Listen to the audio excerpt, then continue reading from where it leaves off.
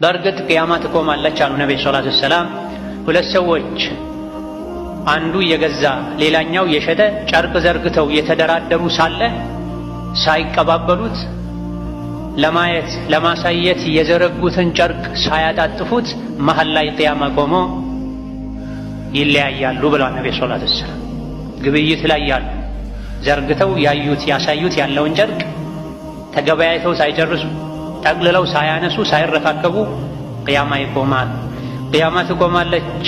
አንድ ሰው ግመሉን አልቦ የያዘውን ወተት ሳይጠጣው መሃል ላይ ቅያማ ይቆማል ብላ የውሃ ጉድጓድ ቆፍሮ ለስኖ መርጎ ውሃ ሞልቶበት ሳይጠቀም መሃል ላይ ቅያማ ቆሞ ምድር ትጠፋለች ብለዋል ነቢዩ ዓለይሂ ሰላቱ ወሰላም። ወማ አምሩ ሳዓቲ ኢላ ከለምሒል በሰሪ አው ሁወ አቅረብ ኢነላሃ ዐላ ኩሊ ሸይኢን ቀዲር ይላል የጌታችን ቃል። ቅያማን ሩቅ አድርጋችሁ አትዩት። ነገ ነው ቅያማ፣ ተዘጋጁለት። የቅያማ ጉዳይ እንደ አይነ ቅጽበት ነው።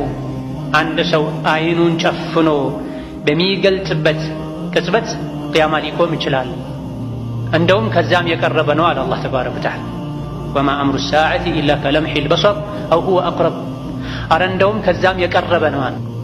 አላህ ሁሉን ነገር ማድረግ የሚችል ነው። ገና ነው። ብዙ የቅያማ ምልክቶች አሉ፣ አልታዩም። ሰላም ነው ዓለም ምድር አትበሉ።